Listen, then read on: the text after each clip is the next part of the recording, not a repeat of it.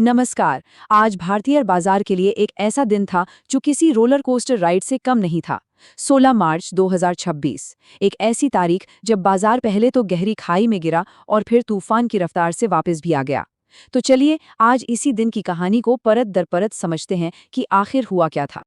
आज का ये पूरा विश्लेषण इन 5 हिस्सों में बटा है। सबसे पहले देखेंगे कि सुबह सुबह ऐसा क्या तूफान आया, फिर वो एक पल कौन सा था जिसने सब कुछ पलट कर रख दिया, कौन से सेक्टर्स हीरो बने और कौन विलन, पर्दे के पीछे बड़े खिलाड़ी यानी एफआईआई और डीआईआई क्या कर रहे थे, और आखिर में सबसे जरूरी बात कि आने वाले कल के लिए हमें किन संकेतों पर नजर रखनी चाहिए।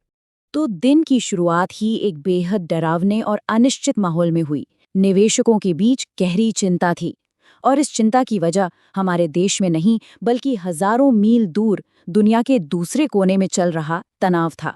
इससे पहले कि हम आगे बढ़ें, ये समझना जरूरी है कि आज का दिन वी शेप्ड रिकवरी का एक क्लासिक उदाहरण था। इसका सीधा सा मतलब है कि बाजार जितनी तेजी से नीचे गिरा, लगभग उतनी ही रफ्तार से वापस ऊपर भी चढ़ गया।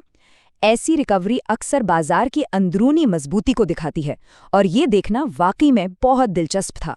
तो बाजार में सुबह सुबह जो घबराहट फैली, उसकी असली जड़ थी पश्चिमी एशिया से आई खबरें। वीकेंड पर ईरान के एक बड़े तेल टर्मिनल पर कथित अमेरिकी हमलों की खबरों ने आग में घी का काम किया। इससे तेल की सप्लाई रुकने का डर पैदा हो गया और दुनिया भर के बाजारों में बिकवाली का माहौल बन गया। और गिरावट कितनी गंभीर थी, इसका अंदाजा इस नंबर से लगाइए। निफ्टी 50 लुढ़ककर 22,955 के स्तर तक पहुंच गया था। बाजार का मूड पूरी तरह से रिस्क ऑफ था, मतलब निवेशक जोखिम वाले शेयर बेचकर अपना पैसा सुरक्षित जगहों पर लगा रहे थे। और फिर जब ऐसा लग रहा था कि बाजार और टूटेगा, तभी दोपहर में एक खबर आई, एक ऐसी खबर जिसने सारा खेल ही पलट दिया।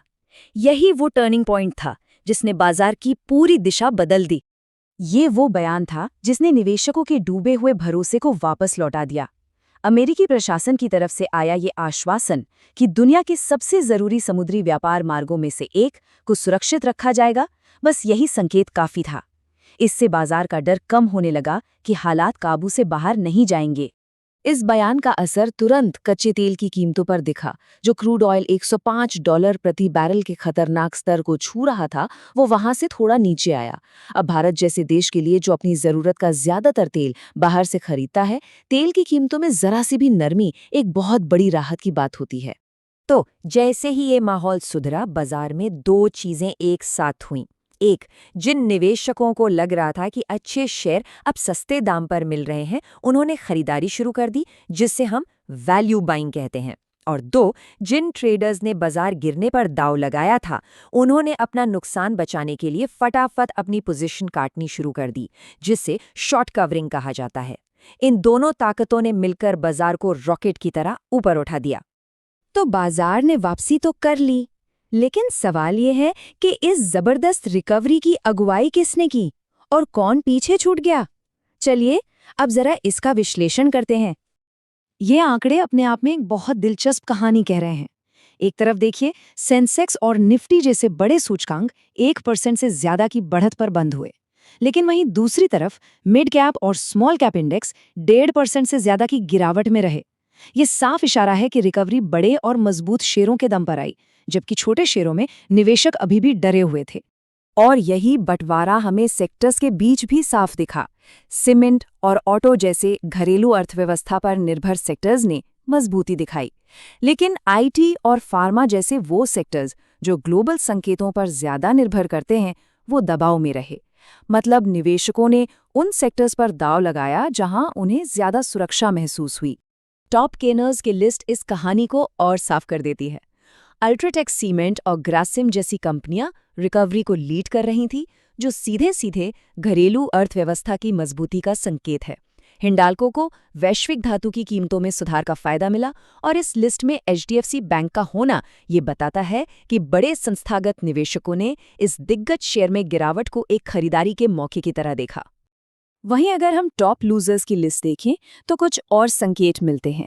भारत इलेक्ट्रॉनिक्स जैसे रक्षा क्षेत्र के शेयरों में बिकवाली हुई, शायद इस डर से कि सरकार रक्षा पर अपना खर्च कम कर सकती है।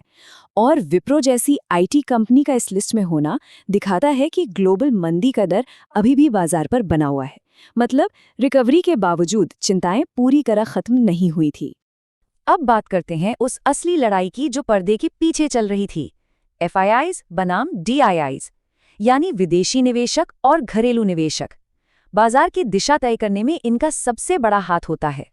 ये स्लाइड शायद आज के दिन की सबसे बड़ी कहानी बयां करती है।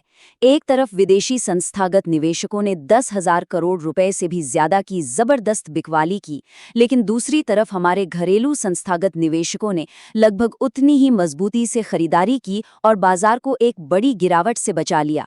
ये भारतीय बाजार की बढ़ती हुई ताकत का एक बहुत बड़ा सबूत है। और देखिए, FIIs की ये बिकवाली कोई एक दिन की बात नहीं है। पूरे मार्च महीने में वो लगातार भारतीय बाजार से पैसा निकाल रहे हैं। ये पूरी दुनिया में चल रहे रिस्क ऑफ सेंटिमेंट का सीधा नतीजा है, जहां निवेशक विकासशील बाजारों से पैसा निकालकर सुरक्षित अमेरिकी बाजारों की तरफ जा रहे हैं। तो आज की इस जबरदस्त उठापटक के बाद अब आगे क्या हो सकता है? चलिए कुछ जरूरी टेक्निकल लेवल्स और उन संकेतों पर नजर डालते हैं जो अगले कारोबारी दिन के लिए बहुत अहम होंगे। आगे के लिए ट्रेडर्स की नज़र इन लेवल्स पर बनी रहेगी। ऊपर की तरफ 23,450 से 23,500 एक बड़ा रेजिस्टेंस जोन है, जहां बिकवाली का दबाव आ सकता है। अगर निफ्टी इसे पार कर लेता है तो एक नई तेजी की उम्मीद कर सकते हैं। वहीं नीचे की ओर 23,000 का लेवल एक बड़ा साइकोलॉजिकल सपोर्ट है, जिसे बाजार ने आज भी मजबूती से बचाया है। आने वाले दिनों में बाजार की चाल इन 3 बड़ी बातों पर टिकी रहेगी। पहला, मध्य पूर्व में क्या होता है। दूसरा, अमेरिका का सेंट्रल बैंक ब्याज दरों पर क्या फैसला लेता है। और तीसरा, क्या हमारे घरेलू निवेशक विदेशी बिकवाली के सामने इसी तरह दीवार बनकर खड़े रहते हैं। इन सब पर नजर बनी रहेगी। और हम आज का ये विश्लेषण इसी बड़े सवाल के साथ खत्म करते हैं। आज का दिन हमें ये तो दिखाता है कि भारतीय बाजार में अंदरूनी मजबूती है, लेकिन ग्लोबल अस्थिरता का खतरा भी उतना ही बड़ा है। सवाल अब यही है कि घरेलू भरोसे की यह दीवार विदेशी बिकवाली के तूफान को कब तक झेल पाएगी। इस पर सोचना जरूरी है।